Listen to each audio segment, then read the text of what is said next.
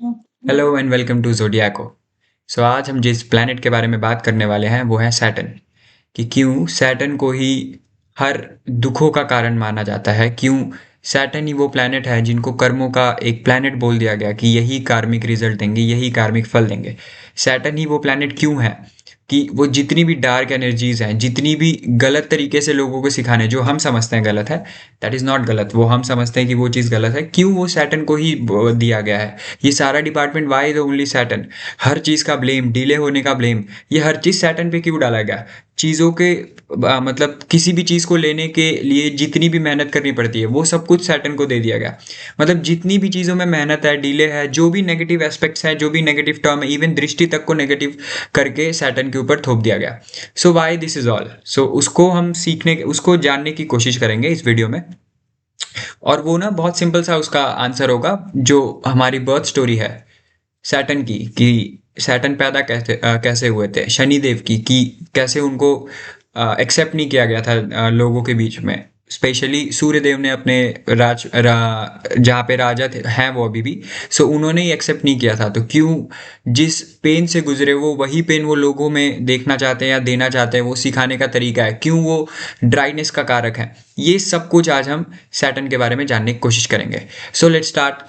सबसे पहले हम देखते हैं उनकी जो भी बर्थ स्टोरी है, जो जहाँ तक हमें पता है उसमें सबको पता है कि सूर्यदेव और छाया देवी के पुत्र थे वो।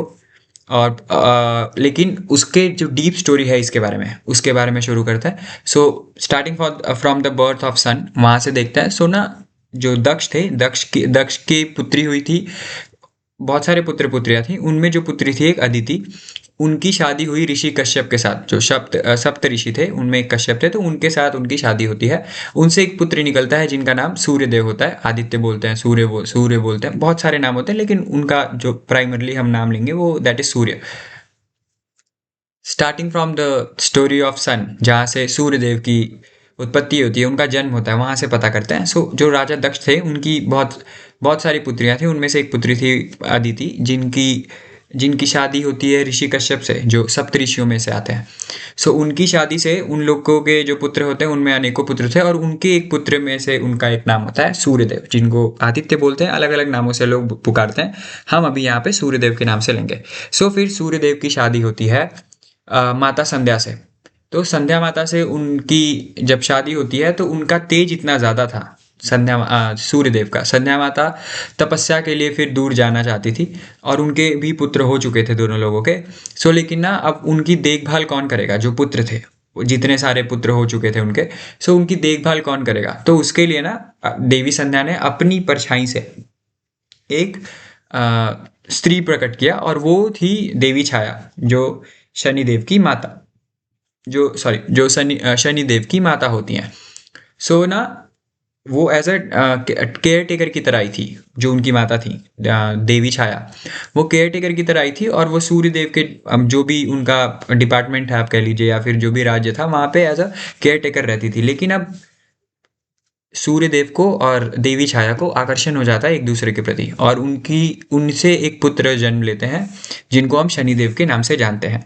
सो फिर आफ्टर अ वाइल, जो संध्या देवी थी, संध्या माता थी, उनकी ना तपस्या पूर्ण होती है और वो वापस आती हैं।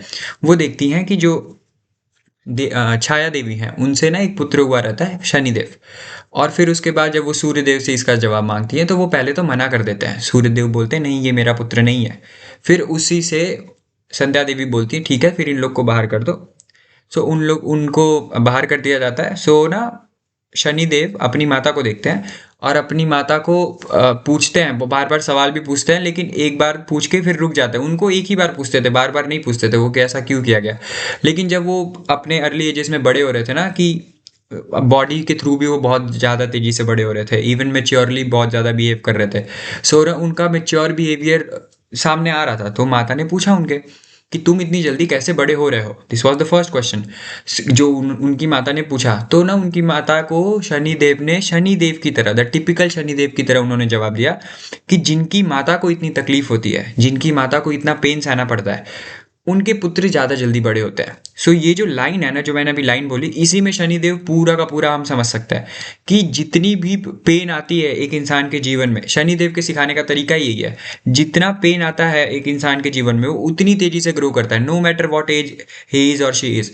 सिंपल सा लॉजिक है, छोटी उम्र में ज़्यादा दुख आ गया, वो इंसान बड़े उम्र वालों से भी ज़्यादा मेच्योर हो जाएगा। इसीलिए ना एस्ट्रोलॉजी में दशाएं आती हैं। किसी की छोटी उम्र में शनि की दशा चल जाती है, वो ज़्यादा एक्ट मैच्योर करने लगता है कंपेयर टू समवन जिनकी वीनस, सन और मार्स के थ्रू जो दशाएं होके गुजरते हैं उनके थ्रू। सो इसीलिए बेनिफिक्स जो प्लैनेट होती हैं उनकी दशाओं के बीच में देखिए, वीनस के पहले किसकी दशा आती है? केतु की दशा आती है। सो जुपिटर के बाद शनि की दशा आती है। सो जुपिटर अच्छा बेनिफिक प्लैनेट हो गया, फिर देन सैटर्न इज देयर जो कर्मों का सारा फल देता है। सो इसी प्रकार से फिर उन्होंने ये जवाब दिया। बैक टू द स्टोरी, फिर वो वापस आता है, मतलब बहुत तपस्या करते हैं, बहुत ज़्यादा, आप इमेजिन नहीं कर सकते उतनी तपस्या शनिदेव करता है। एंड देन उनको महादेव से आशीर्वाद मिलता है।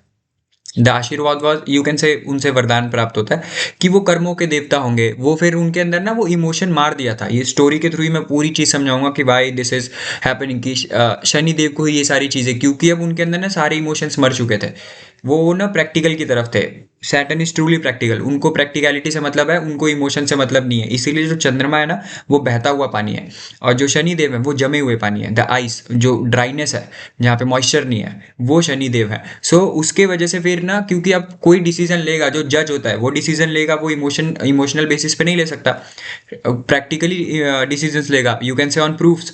सो उस पे इसलिए महादेव ने उनको ये वरदान दिया था कि तुम इन सभी देवताओं के बीच से सबसे न्यूट्रल प्लैनेट हो। Shanidev is a too neutral, उनसे ज़्यादा न्यूट्रल कोई नहीं है। The second one is Mercury, लेकिन वो मर्क्यूरी ना बच्चों वाला न्यूट्रल है, जो छोटे बच्चे होते हैं ना वो न्यूट्रल है, और शनिदेव है वो बुजुर्गों वाले न्यूट्रल हैं। तो शनिदेव समय के साथ देखते हैं। सो इसलिए महादेव ने उनको आशीर्वाद दिया, उन्होंने तपस्या भी उस लेवल की करी थी। So this was all happening there, and then फिर उसके बाद वो देवी छाया के साथ वापस आता है। और जब वो आते भी है ना, इमेजिन दैट सिनेरियो, अब किसी को ये लग रहा है कि उसके पास सब कुछ मिल चुका है, उसको महादेव से स्वयं वरदान मिल चुका है, दृष्टियां मिल चुकी हैं, सब कुछ उनके पास आ चुका है। फिर उसके बाद वो जाते हैं अपने पिता के पास। स्टिल उनके मन में ये होप होती है, एक इमोशन अभी भी नहीं मरता उनके मन से, पिता से इज्जत का, पिता से इज्जत लेने का इमोशन अभी भी नहीं मरता। और उनके दिमाग में ये बात बैक ऑफ द हेड रहती है कि मेरी माता को जो इज्जत नहीं मिली वो मेरे वजह से ही नहीं मिली है, क्योंकि मेरे पैदा होने के बाद ही ये सारी चीज़ें मेरी माताओं को झेलना पड़ रहा है, जबकि वो इसके लिए नहीं थी। It was his way of thinking. फिर वो जाते हैं उनके राज्य में जाते हैं, स्वर्गलोक में, और फिर वहाँ पे ना सभी देखते हैं जुपिटर को, जो सोने की जो वो होती है, चेयर्स होती हैं, सब लोग बैठे होते हैं सोने की चेयर पे, वो स्वयं रूबी लेके सोने की चेयर पे बैठे होते हैं सूर्यदेव। तो इनको पता है कौन सी चेयर मिलती है? इनको जो मिलती है, यू कैन से लोखंड या लोहे जो बोल सकते हैं हम, लोहे की चेयर इनको मिलती है। इसलिए the significator Saturn is the significator of लोहा। सो इनको ना जो चेयर मिलती है वो लोहे की चेयर मिलती है। सो अब वहाँ पे भी सोचिए, इमेजिन दैट सिनेरियो कि आप सब कुछ लेकर, आपके पास सब कुछ पावर है, आप सेम उसी कैटेगरी में है जिस कैटेगरी में बाकी देवी देवताज हैं और बाकी प्लैनेट्स हैं, स्टिल आपको वो इज्जत नहीं मिल रही है, जस्ट बिकॉज यू कैन से वो डिस्क्रिमिनेटेड थे ऑन द बेसिस ऑफ कि वो, यू कैन से सौतेले बेटे थे, ऐसा समझाने के लिए बता रहा हूँ मैं। लॉजिकली देखें तो that's a whole different story. So उसके वजह से उनको नहीं मिल रहा है। स्टिल वहाँ पे वो पेशेंटली थे, सब कुछ थे, लेकिन फिर ना उनकी माता को वहाँ पे सम्मान नहीं मिलता है। तब वो अपनी छाया से, अपनी मतलब आंखों की दृष्टि से पूरी पृथ्वी पे छाया कर देता है। दैट वॉज हिज पावर, कि वो अपनी दृष्टि से, तभी लोग शनि के दृष्टि से घबराते हैं, पूरे उस पर छाया कर देता है, क्योंकि वो खुद इतने डार्क कलर कॉम्प्लेक्शन के रहते हैं, पूरा छाया कर देता है। सो उनको वहाँ पे फिर एक सम्मानित तौर पे एक दिया गया, वो भी सबसे लास्ट वाला दिया गया कि सैटर्न स्लो मूविंग प्लैनेट। लेकिन अब न्यूट्रलिटी तो इतनी प्यारी है उनकी, वो इतने प्यारे प्लैनेट है, उनके पास पूरी न्यूट्रल चीज़ें हैं, लेकिन वो अब उनके पास वो चीज़ है ना कि जैसे कर्ण के पास थी, यू कैन सी, कर्ण के पास सारी पावर होने के बाद भी वो अधर्म की तरफ से जाके लड़ा था। यहाँ पे अब नॉट सीइंग कि वो अधर्म की तरफ से लड़े, लेकिन वो मन में तो उनके रहेगा ना कि ये सारे लोगों को बनी बनाई चीज़ें मिल रही है, मुझे कमाना पड़ रहा है। उसी तरीके से ना वो हमें सिखाने की कोशिश करते हैं। So here's the birth story of Saturn, and now will move on कि the karmic loop created by the Saturn, कि वो कार्मिक लूप कैसे हर बार एक लूप में आता है, हर बार आते रहता है, जस्ट लाइक सैटर्न की स्टोरी में मिलने के बाद भी अगला फिर उनको झेलना पड़ा। तो उनको पूरी लाइफ चीज़ों के कमाने, still at the end of the story में भी आपने ये देखा होगा कि उनको चीज़ें मिली नहीं जैसा उनको चाहिए था। सैटर्न के साथ भी यही होता है, वो चीज़ें दे तो देते हैं, एकदम एंड में देते हैं जब उसकी इच्छा ही नहीं होती है।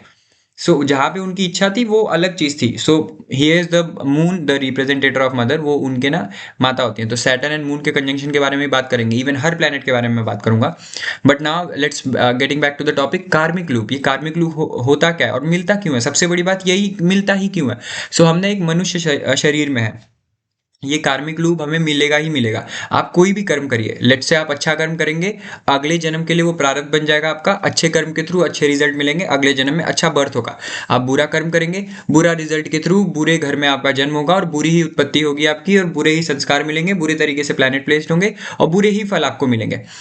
कुछ लोग इस जन्म में जैसे हम कुछ अच्छे कार्य करेंगे, कुछ बुरे कार्य करेंगे, वही अगले जन्म में ये लूप क्रिएशन होता रहेगा। सो हम ना अगले जन्म की बात नहीं करेंगे, जबकि हम सैटर्न से अगले जन्म को भी देखा जा सकता है।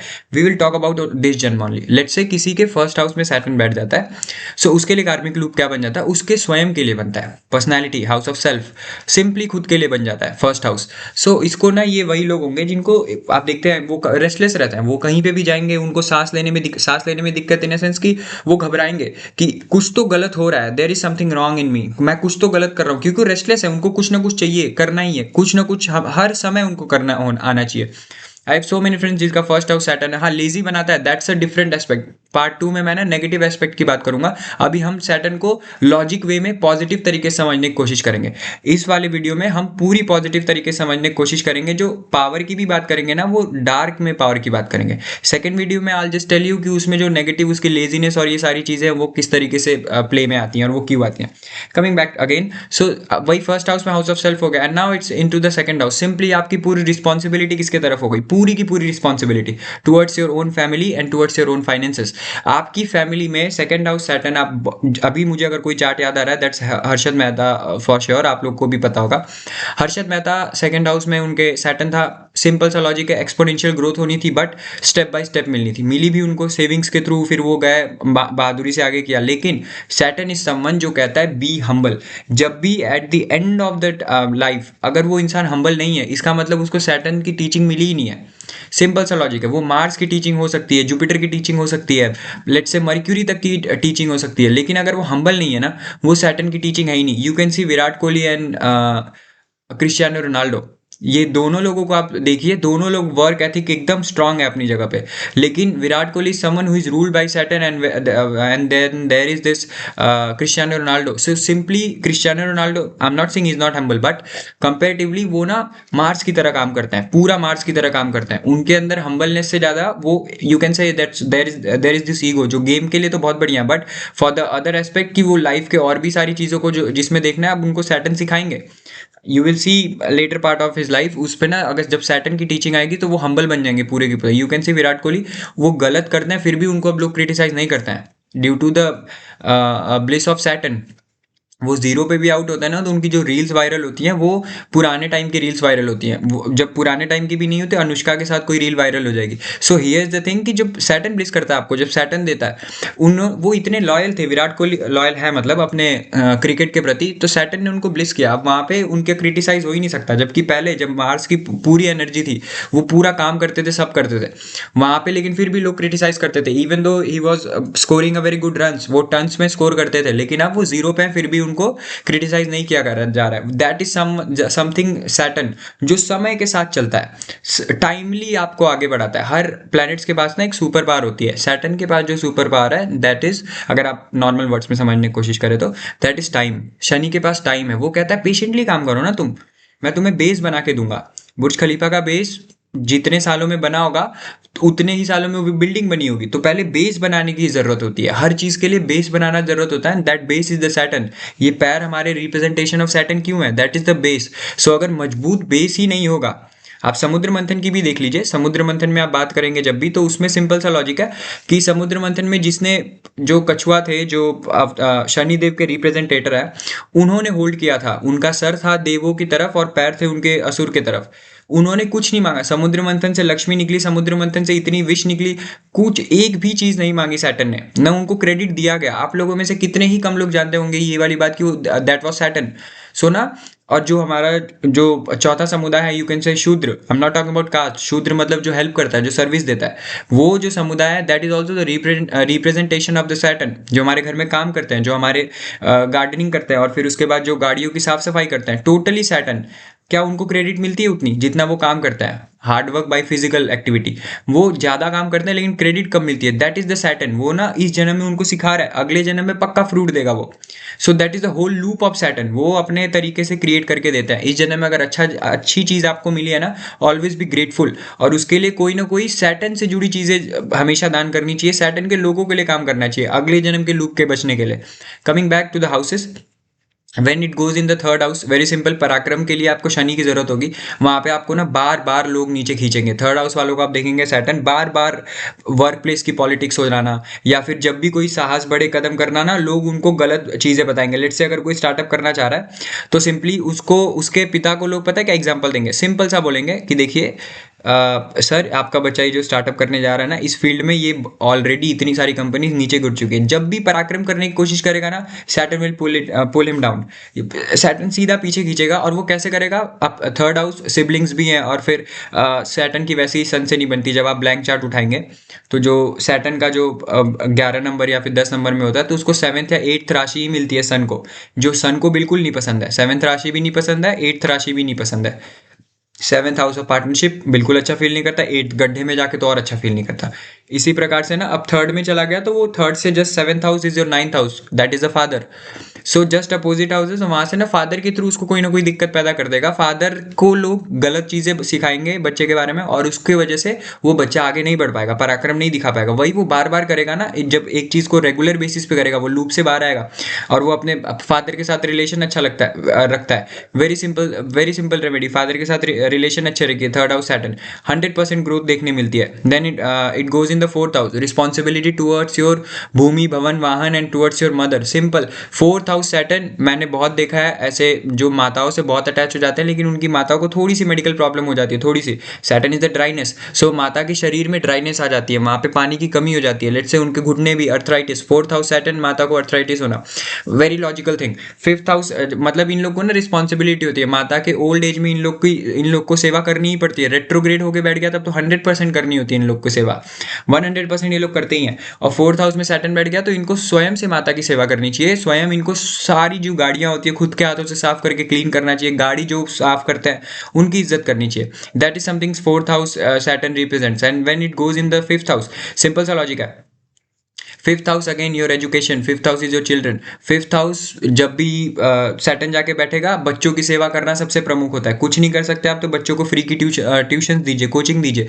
नए नए बेबीज हो रहे हैं उनकी सेवा करिए, मतलब कुछ भी ऐसी सेवा करिए, उसके उसके रिवॉर्ड में ना क्रेडिट मत मांगिए किसी से, ना पैसे मांगिए ना क्रेडिट मांगिए, जिस भी हाउस में बैठा है। This is the core thing I just want to से।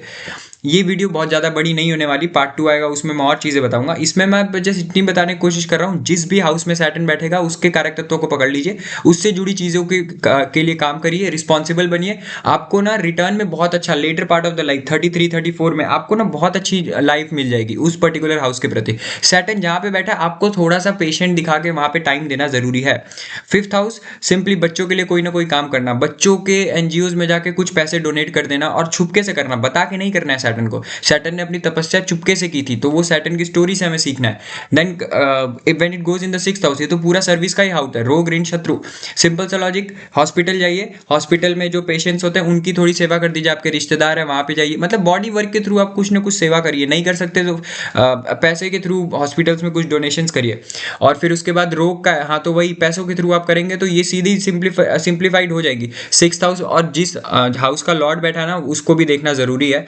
विल टॉक लेटर, कभी हम बात करेंगे इसके बारे में भी, लेकिन अभी स्पेसिफिकली हाउस वाइज हम जा रहे हैं। तो सिक्स्थ हाउस में जब भी बैठ जाता है ना, तो यहाँ पे आप देखेंगे कि ऐसे व्यक्ति को ना लोगों से ऋण तो नहीं लेना चाहिए, कभी नहीं लेना चाहिए। स्पेशली अपने से छोटे व्यक्ति से कभी गलती से भी उनके पैसे भी नहीं खाने चाहिए। इवन वो कम पैसा है ना फिर भी नहीं खाना चाहिए। वहां से आप 7th हाउस आगे जाएंगे, that is again your 12th house. तो वहां से जब 7वीं दृष्टि उसकी 12th हाउस पे पड़ रही है, तब तो पैसों वही खर्च, मतलब आप खर्च करेंगे लोगों से उधार लेके, वो आपको बिल्कुल नहीं करना है। Saturn in the 6th house वाले, और इनकी ना इम्यूनिटी अच्छी दे देती है, that is the thing, immunity अच्छी दे देता है। और लड़ने की शक्ति, परम शत्रुंता योग, ये सारी चीजें तो बढ़िया है। I am not talking about dost, I am talking about the loop created by the Saturn. तो ऐसे लोग को ना फाइनेंसेस में दिक्कत हो सकती है, ये लोगों से पैसे लेते हैं और लौटा नहीं पाते होंगे। जिस दिन बोलेंगे उससे अगले दिन ही लौटाएंगे, उस दिन तो नहीं लौटा पाएंगे। सो इसका खासा ख्याल रखना है, यही आपका लूप है सबसे सबसे बड़ा, और रोगियों की सेवा करनी है सबसे बड़ी चीज़। In the 7th house again आपको आपकी शादी, आपकी पार्टनरशिप, आपके बिजनेस पार्टनर, इन सबको ना एज अ ग्रांटेड नहीं लेना, इन सबको एज अ प्लेजर नहीं लेना आपको। सिंपल, आपका 7th हाउस सैटर्न है, स्पेशली अगर रेट्रोग्रेड कंडीशन में बैठ गया, बहुत लोग के चार्ट में होता है। I promise this particular thing, इन लोग के शादियों में अगर ये रिस्पॉन्सिबल नहीं है, पार्टनर स्पिरिचुअल नहीं है, मतलब कि पार्टनर के अंदर वो स्पिरिचुअलिटी का तत्व नहीं है, ये शादी पहले तो तोड़ देगा। अगर वो तत्व है तो ये शादी फिर भी प्लेजरेबल तरीके से नहीं होगी। जिसके चार्ट में उसके लिए, जिसके लिए जो जिसके साथ शादी कर रहे हैं वो, उसके लिए तो ठीक है, कोई दिक्कत नहीं, क्योंकि ना उसको वो पिछले जन्म में कुछ करके आया कि इसको ये मिला हुआ है। जैसे शाहरुख खान हो गया, शाहरुख खान के 7th हाउस में सैटर्न है, बहुत अच्छा काम कर रहा है। क्यों? क्योंकि इतनी सारी डिवास के साथ रहने के बाद भी ही इज ट्रूली रिस्पॉन्सिबल, जहां तक हमें दिखता है, और वो होंगे भी, वरना अभी तक उनके ऊपर ब्लेम गेम बहुत सारा हो सकता था। एक दो केसेस हुए होंगे, that's a different story.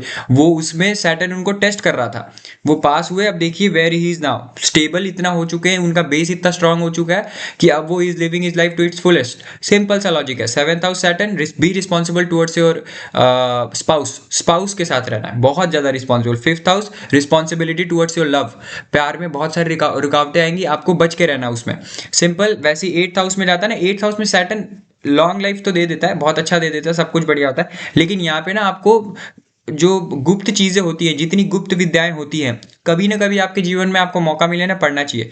Black magic की तरफ से आपको नहीं जाना चाहिए। आपके ना अब यहाँ से 7th house again is your 2nd house, again finances के लिए आपको बहुत ज्यादा ध्यान रखना है, और आपकी रिस्पॉन्सिबिलिटी बन जाती है towards your finances and family as well, वो भी इन लॉज की फैमिली। आप 8th हाउस सैटर्न बहुत लोग के चार्ट में मिलेगा, इनके 8th हाउस में सैटर्न, और अपने इन लॉज के लिए काम करते हुए मिलेंगे आपको। दैट्स अ नेचुरल रेमेडी जो यूनिवर्स आपसे करवा रहा है। अगर आपका रेट्रोग्रेड पोजीशन में, तो हो सकता है इन लॉज कुछ ऐसा बेकार सा काम कर दे, और फिर वो आपके पास एक ऑप्शन रहेगा, इनको छोड़ दें या फिर आप वहां से आगे बढ़ें, तो वहां पे आपको छोड़ना नहीं है, उनके लिए काम करना है। बहुत परेशानी हो झेलनी पड़ सकती है आपके इन लॉस के वजह से। 7th house Saturn, sorry 8th house Saturn, and when it goes in the 9th house, 9th house simply your father, your भाग्य के कारक। 9th हाउस में सैटर्न जब भी बैठे, अपने पिता के साथ रिलेशन कभी बेकार नहीं करने चाहिए, न पिता के साथ न सिबलिंग्स के साथ। ये दो लोगों के साथ रिलेशन नहीं खराब होनी चाहिए आपके। इवन आपकी नसीब जो बहुत ज़्यादा अच्छी होती है, या तो आपके पिता के साथ आप रहे तो बहुत ज़्यादा अच्छी होती है, या फिर आपके 28 ईयर्स ऑफ लाइफ के बाद आपकी नसीब आपको साथ देना शुरू करती है। इसमें काम तो पक्का करवाता है। क्यों? क्योंकि जो धर्म का भाग्य है वो भाग्य से सप्तम आ चुका है, और फिर यहाँ से आप आगे चले जाते हैं, then again it's the 7th house, sorry 3rd house. So वहाँ पे ना आपको अगर 9th हाउस को एक्टिवेट करना है, work for the work from the perspective of 3rd house, 3rd house activate करना है तो 9th हाउस। तो ना 9th हाउस की आपको चीज़ें अगर चाहिए ना, 3rd हाउस के लिए काम करना है। 3rd हाउस पराक्रम है, अगेन वही सैटर्न वाली चीज़ दोनों जगह लागू होती है। जब भी 3rd हाउस 9th में पहुंच जाए, पिता के प्रति आपको बहुत अच्छा रिलेशन रखना ही होगा। This is what you need to do. और फिर उसके बाद जब 10th हाउस में बैठते हैं, तो 10th हाउस में तो ये ना नेचुरल जो राशि होती है, लेट से मेष लगन की है, जो नेचुरल 10th तो इनका खुद का होता है। आप ये सोचिए, आप उनको 10वें और 11वें नंबर की क्यों मिली? 10वां जो कर्म का है, 11वां जो फ्रूट्स का है, रिजल्ट का है, उनको दोनों ही क्यों मिला? बिकॉज ही सो न्यूट्रल, वो बहुत ज्यादा ही न्यूट्रल है। उनको ना वो ड्राई कर देते हैं इमोशंस को, फुल्ली इमोशंस को ड्राई कर देते हैं वो। तब तक आपका देखिए, वो सैटर्न इज समवन ना, वो तब तक आपको साथ देंगे जब तक मतलब आपको तब तक टेस्ट करते रहेंगे जब तक आपके इमोशंस ड्राई अप नहीं हो जाएंगे। ड्राई अप मतलब ये नहीं कि आप लोगों के लिए क्रूर भावना ही रखें। ड्राइड अप समथिंग कि 10th हाउस में वही लोग ग्रो करेंगे ना, करियर में वही लोग ग्रो करेंगे। जैसे लेट से कोई पॉलिटिशियन है, अब पॉलिटिशियन ने कोई ट्वीट पढ़ी, उसके बारे में बहुत अच्छा अच्छा लिखा हुआ है। सो अब उसको अगर वहां पे खुशी मिल गई ना, सैटर्न देख रहा है, चलो खुशी मिल रही, ठीक है, लेकिन अगर वो उसी चीज को पकड़ के बैठ गया और फिर वो खुशी से प्रभावित हो गया कि ये खुश कर रहा है, मैं इसके लिए अब ये पर्टिकुलर कम्युनिटी के लिए ज्यादा काम करूंगा, क्यों? क्योंकि इसने मुझे ये पर्टिकुलरली बात बोल दी, वहीं पे सैटर्न डाउनफॉल उनका स्टार्ट कर देता है। वो दिखता है कि वो अच्छे पॉलिटिशियन है, लेकिन ना अंदर ही अंदर वो चीज़ों को खराब कर देता है, 100% खराब कर देता है। वही फिर सेम चीज़ एक सेम पॉलिटिशियन को गाली पड़ रही है और वो पर्टिकुलर कम्युनिटी के लिए वो काम नहीं कर रहा है। सिंपल सा लॉजिक अगेन सैटर्न या अफ्लिक्शन में दिखाता है। आपको इतना न्यूट्रल रहना है अपने कार्य के प्रति। आप कुछ भी कार्य करें, कोई भी वर्क प्लेस पे पॉलिटिक्स भी होती हो आपके साथ, तो भी आपको न्यूट्रल की तरीके से रहना, अपने काम के प्रति फुल्ली लॉयल। आपको जो रिस्पॉन्सिबिलिटी दी गई है उससे निभाना है, नो मैटर कि आप कहाँ पे हैं, क्या करते हैं। लेट्स से अगर आप एक कॉर्पोरेट भी हैं, कॉर्पोरेट लाइफ अगर आपकी है, कॉर्पोरेट जॉब कर रहे हैं आप, वहां पे आपको अगर एक एचआर का काम मिला है ना, तो आपको न्यूट्रल रह के सारे डिसीजंस लेने हैं। आपको सब कुछ न्यूट्रलिटी के साथ प्लान करना है। अगर आप एक कोई भी 10th हाउस में सैटर्न बैठा हुआ है, मेनली मैंने पॉलिटिक्स में जाते हुए लोगों को देखा है, मेनली पुलिस में जाते हुए देखा है, और फिर आर्मी में जाते हुए देखा है। सो ऐसे लोगों को ना एक्स्ट्रा मेहनत करनी पड़ जाती है। मतलब इनको अगर लेट्स से पुलिस का एग्जांपल, इनकी अगर ड्यूटी लग रही है कि शाम के 7 बजे से सुबह 6 बजे तक की ड्यूटी है, let's say imagine the thing. सो इनको कभी कभी 7 से 8 तक के सुबह करनी पड़ जाएगी, क्योंकि सामने वाला पर्सन 2 घंटे कोई दूसरा काम दे दिएगा, वहाँ बिजी है। सो ये चीज़ें इनके साथ हो सकती है, लेकिन इनको ना शांति से थोड़ा पेशेंटली काम करना है। 10th हाउस सैटर्न पेशेंटली काम करने की बहुत ज़्यादा ज़रूरत होती है।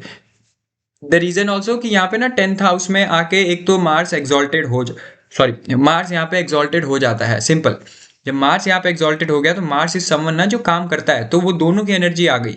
नेचुरल एनर्जी तो मार्स की वहाँ पे आई गई है, लेकिन आपको सैटर्न की एनर्जी के साथ वहाँ काम करना है। वर्क प्लेस पॉलिटिक्स से बचना है, ज़्यादा आपको किसी की बुराई नहीं करनी है, स्पेशली अपने वर्क प्लेस को लेके, और काम करते रहना है कंटिन्यूअस बेसिस पे, और अपने परिवार का भी ध्यान देना है। Again 7th house is your परिवार, मतलब माता, जहाँ से माता आती है वो परिवार ही आप मान लीजिए।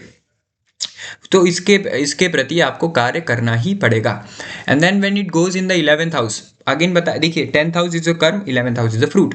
सो 11th हाउस में चला गया वो, सिंपल सा लॉजिक बनता है, जब ये 11th हाउस में जाके बैठेगा, सो यहाँ पे ना आपके जो फ्रेंड सर्कल से रिलेटेड, आपके सोशल सर्कल से चीज़ों जो बनती है, और वो आपके डेली इनकम को भी दिखाता है। सो यहाँ पे ना डेली इनकम लेने में दिक्कत आ सकती है। इसको मैं पार्ट 2 में बहुत अच्छे से बताऊंगा कि क्यों दिक्कत आ सकती है। ये यहाँ पे दिक्कत आएगी आपको, लॉजिकल है, पक्का दिक्कत आएगी। सो उसके लिए ना आपको 10th हाउस अच्छा करना पड़ेगा, मतलब कर्म ज़्यादा अच्छे करने पड़ेंगे। न्यूट्रल रहना बहुत ज़रूरी है। जिस भी हाउस में बैठा है वहाँ न्यूट्रलिटी एंड रिस्पॉन्सिबिलिटी आपको लेके ही चलनी है। वहाँ से आपको ना प्लेजर की उम्मीद करनी ही नहीं है कि मुझे इससे प्लेजर मिलेगा, मुझे इससे खुशी मिलेगी, बिल्कुल नहीं मिलेगी, ये हो ही नहीं सकता। हाँ, वो अलग बात है, जुपिटर एस्पेक्ट हो गया, एक्सॉल्टेड प्लैनेट का एस्पेक्ट हो गया, that is a whole different story. I am just talking about जिस हाउस में पर्टिकुलर सैटर्न बैठा है तो किस तरीके से रिएक्ट करेगा वो, और वो दिखने भी मिलेगा आपको। एंड देन 12th हाउस में जब आपके जाके बैठेगा ना, 12th हाउस इज समथिंग, आप लोग मोक्ष का घर बोल लीजिए इनको, बेड प्लेजर्स कह लीजिए, या फिर 12th हाउस फॉरेन रिलेशंस का होता है। सो इन सारी जगहों पे ना लेके जाता है सैटर्न, पक्का लेके जाता है, ऐसा नहीं है कि वो बाहर नहीं लेके जाएगा। लेकिन इसको ये बोलता है ना कि तुम अपने फैमिली के पास रह के काम करो, जो सर्विस आपको देनी है ना वो अपने फैमिली के पास रह के सर्विस दो। यू विल सी ये लोग ग्रो करेंगे अपने घर के पास। 12th हाउस सैटर्न वाले अपने घर के पास बहुत अच्छा ग्रो करेंगे। इनको एक बार ट्राई करना चाहिए वहाँ पे ग्रोथ के लिए, ऑटोमेटिक फिर बाहर कर जाएंगे। पहले अर्ली स्टेजेस ऑफ लाइफ में इनको घर पे रहना चाहिए, एंड देन उनको फिर सैटर्न वहाँ पे फ्रूट देता है, और बाहर में घर का फ्रूट उसको लाके दे देता है। अगेन वो हॉस्पिटल्स को भी दिखा रहा है, तो हॉस्पिटल के लिए भी आप कोई ना कोई सेवा कर सकते हैं। हॉस्पिटल में जाके कोई सेवा कर लीजिए, स्पेशली जो पशु जो होते हैं, पशु के हॉस्पिटल्स होते हैं, वहाँ पे कुछ डोनेशंस करके आ सकते हैं आप। और फिर मंदिर में जाके कोई ना कोई डोनेशन कर सकता है। संतों की कभी डिसरिस्पेक्ट नहीं करनी चाहिए, स्पेशली वो जो शिव जी वाले जो अघोरी साधु या फिर साधु हो गए जो साधना में लीन रहते हैं, इनकी सेवा कभी ना कभी आपको जीवन में करनी चाहिए। इनकी रिस्पेक्ट मन से होनी चाहिए हमेशा आपको, संतों की रिस्पेक्ट, ये सारी चीज़ें होनी ही चाहिए। एंड देन कमिंग बैक कि आप ये सोचिए कि अगर सैटर्न ही इतना इंपॉर्टेंट है, कि वाई ओनली सैटर्न, अगर सैटर्न ही इतना इंपॉर्टेंट है तो बाकी प्लैनेट्स क्या। सैटर्न सिर्फ कर्मों के देव हैं, वो ठीक है, वो लॉजिकल सी बात लगती है हमें, लेकिन सैटर्न को इतनी प्राथमिकता क्यों दी गई। तो सैटर्न पता है क्या, Saturn is the power, sorry, Saturn is the store house of the karmas, कि आप हर कर्म करें, जुपिटर के दशा में आप पर्टिकुलर कर्म करेंगे, जुपिटर की ही दशा में उसका रिजल्ट मिल जाएगा, लेकिन जो नेगेटिव रिजल्ट होगा ना वो स्टोर जाके होगा सैटर्न के पास। सैटर्न बोलेगा ठीक है तुम उड़ लो, जितना उड़ना है तुम्हें उड़ लो। जुपिटर की दशा में पिछले जन्म के प्रारब्ध कर्म भी आपको मिल जाएंगे। जुपिटर के जस्ट बाद सैटर्न की महादशा आ रही है, सबके चार्ट में ये होता है। सो जैसे ही वो महादशा स्टार्ट होगी ना, सैटर्न, मैंने कितने लोगों को देखा है सैटर्न की महादशा में डाउनफॉल की तरफ जाते हुए। The main core reason is कि उनके पिछले जन्म के सारे पुण्य नष्ट हो रहे हैं वहां पे। जुपिटर में आते ही, जुपिटर आने पे पिछले जन्म के सारे प्रारब्ध कर्म आपको मिलने शुरू हो जाते हैं, पॉजिटिव वाले प्रारब्ध। तभी ना जुपिटर को लोग बोलते हैं जुपिटर की दशा आएगी, मेनी एस्ट्रोलॉजर्स सेज दिस कि जुपिटर की दशा आएगी आपका बहुत अच्छा साल जीवन बीत जाएगा। द रीजन इज ना, पिछले जन्म के जितने पुण्य कर्म आपने किए होते हैं वो सारे उसी में फ्रूट्स मिलते हैं, और इस जन्म के भी पुण्य वाले फ्रूट मिलने शुरू हो जाते हैं। और जुपिटर क्योंकि एक अच्छा है ना, तो माफ कर देता है। दादाजी कैसे होते हैं, माफ कर देते हैं, जुपिटर माफ कर देता है, फिर कहता है आओ तुम लोग अब मेरे टेरिटरी में, here comes the Saturn. Saturn फिर आपको सबसे पहले क्या करता है, 7.5 में, देखिए पहले तो रिजल्ट किसमें मिलता है, महादशा, अंतरदशा, 7.5, और फिर उसके बाद प्रत्यंतर की भी एक जो दशा हो गई उसमें। सो ये तीन, और जब ट्रांजिट होता है तभी भी होता है, ये रिजल्ट मिलते ही हैं। सो मेन तो महादशा और अंतरदशा और 7.5 में मिलता है। 7.5 में क्या होता है, आपने कितने एस्ट्रोलॉजर्स को सुना होगा, वो कहते हैं कि जब भी सैटर्न की 7.5 आती है आपके पैरों में चोट लगेगी। व्हाट डज दिस सिग्निफाइज, पैरों में चोट लगना मतलब क्या, फिजिकल टर्म पे तो ठीक है, लगती भी है लोगों को, लेकिन अब बहुत लोग को नहीं लगती। इसका मतलब होता है ना, पैर क्या होते हैं हमारे, स्तंभ होते हैं, स्तंभ को हिला देता है वो। एकदम हिला के रख देता है पूरे तरीके से। सैटर्न आपके ना कोर बिलीफ सिस्टम को ही हिला देगा। हमारा कोर भी है वैसे तो वो सैटर्न, आपके ना पूरा एकदम स्तंभ को हिला देगा। लोअर बॉडी का और पूरे बॉडी का स्तंभ पैर हो गया हमारा, और ये कोर हमारे पूरे बॉडी का स्ट्रेंथ हो गया, जो सेंटर ऑफ मास जिसको हम लोग बोल सकते हैं। सो ये सेंटर हो गया। Again the Saturn is this, ये इंटेस्टाइन और वो सब जुपिटर, आई नो आप कमेंट्स में लिखेंगे, लेकिन पेट तो जुपिटर बताता है, वो आपने रील से सीखा है, ओके गुड थिंग। लेकिन ना जो इंटीरियर है वो दिखा रहा है, लेकिन जो पेट का कोर है, जो स्ट्रेंथ है, that is whole Saturn thing. तो सैटर्न वहां पे इन सब चीजों में दिक्कत करेगा, डाइजेशन इश्यूज दे देता है। क्यों देगा? लेकिन वो जितनी भी बिलीफ रखो आप, कितने लोग सैटर्न की महादशा में या तो पूरे तरीके से ईश्वर के प्रति हो जाते हैं, जो नहीं रहते हैं, और जो होते हैं उनको ईश्वर के प्रति से भरोसा उठने लगता है। द रीजन इज ना, सैटर्न बोलता है कि देखो तुम जो कर्म करोगे ना उसी अनुसार तुम्हें फल मिलने वाले हैं। ईश्वर तुम्हें बचाएंगे, कोई दिक्कत नहीं है, ईश्वर आके मदद करेंगे, लेकिन वो तब करेंगे जब तुम मेहनत करोगे। कैसे? जैसे सैटर्न ने अपनी तपस्या करी थी और फिर महादेव ने उनको जाके वरदान दिया था, सेम उसी तरीके से सैटर्न तुम्हें सिखाता है, हमें सिखाता है, सबको सिखाता है, अपने साढ़े साथी में, अपने महादशा में, अंतरदशा, प्रत्यंतर दशा में तुमने जैसे कर्म किए वैसे फल मिले तुम्हें। अब तुम्हें उस चीज को एक्सेप्ट करना है, जैसे सैटर्न ने एक्सेप्ट किया। अगर सैटर्न ने एक्सेप्ट नहीं किया होता कि नहीं मुझे सूर्यदेव का पुत्र था, मैं तो राजा का पुत्र था, ऐसे कैसे मुझे छोड़ सकते, रोने लगते, वो क्या मिलता उन्हें। जो आज सैटर्न की छवि है, वो सैटर्न की छवि हमारे पास नहीं रह जाती। सैटर्न को इतना बड़ा जिम्मा, जो होल सर्कल लूप बना हुआ है, उसका जिम्मा सैटर्न नहीं उठा के देना पड़ता उसको। तो सिंपली सैटर्न ने फिर यहाँ पे क्या किया था, तपस्या करी थी। तो हमें भी बोलता है चलो तुम तपस्या करो, तुम्हें टेस्ट करता है, तुम्हें स्ट्रांग बनाता है। तो इसीलिए मून की ज्यादा एनर्जी वाले लोग, जो लोग ज्यादा मून की एनर्जी लेके बैठे होते हैं ना, वो साढ़े साथी में सबसे ज्यादा सफर करता है। क्योंकि कोई इमोशनैलिटी को छोड़ने को रेडी नहीं होते, प्रैक्टिकल बनने की कोशिश ही नहीं करते वो। So that is the core Saturn thing. वहां पे सैटर्न आपको तोड़ने की पूरी कोशिश करता है। फिर उसके बाद जब सैटर्न की साढ़े साथी शुरू होती है, उसके बाद आगे बढ़ते हैं, फिर ढैया आती है, फिर धीरे धीरे ना वो शांत होने लग जाता है इंसान, फिर उसको ना समझ में आने लगती है, फिर something is better than nothing वाला कंसेप्ट हो गया। अब वहां पे ना सब जा चुका होता है उसके पास से, और ये उन्हीं के साथ होता है जो बहुत ज्यादा घमंडी होता है।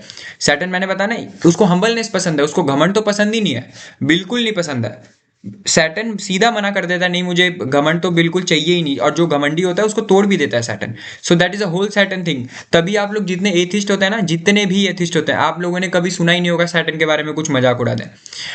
वो मन से नहीं है एथिस्ट, वो बस ना उनकी वो दशा चल रही है, वो चीजों को देख रहे हैं, लोगों सीख रहे हैं और बोल रहे हैं। रियल में कोई उड़ा के दिखाए सैटर्न का मजा, डर तो सबके अंदर है ना शनिदेव का, हर पर्टिकुलर इंसान के अंदर है उनका डर। उनको क्योंकि पता है वो कर्मों का फल देते हैं, और जो लोग रहते हैं इस फील्ड में ना, उनको भी पता है ये सारी चीजें कि सैटर्न डज गिव रिजल्ट। ये जो एस्ट्रोलॉजी के फील्ड में गलत गलत चीजें आके बताते हैं लोगों को, कि डराते हैं कि 6 8 12 भाव बहुत बुरा होता है, ये होता है वो होता है, सबके कर्मों का और सबके चीजों का ना फिर डिसाइड वहां होता है। क्यों? क्योंकि वो स्टोर हाउस है, स्टोर करके रखते हैं वो सब कुछ। आने दो, समय उनका सुपर पावर है ना, तो वो स्टोर करके रखता है। आने दो इस पर्टिकुलर इंसान को, हम इसको बताएंगे अपने दशा में। So that is a whole Saturn thing. I hope आपको कुछ कुछ समझ में आया होगा। अभी ये फर्स्ट वीडियो है, पार्ट 2 भी इसका मैं बनाऊंगा, and then I tell you कि जो नेगेटिव जितने सारे एस्पेक्ट्स है वो सैटर्न देव को मिले, और मिले तो उन्होंने कैसे इसका निवारण किया, और क्यों लोग सफ़र करते हैं। इस वीडियो में मैंने बताने की कोशिश करी। अगर आप समझ पाए तो please do comments over this video, and thank you so much for watching. Will come back again. Thank you so much.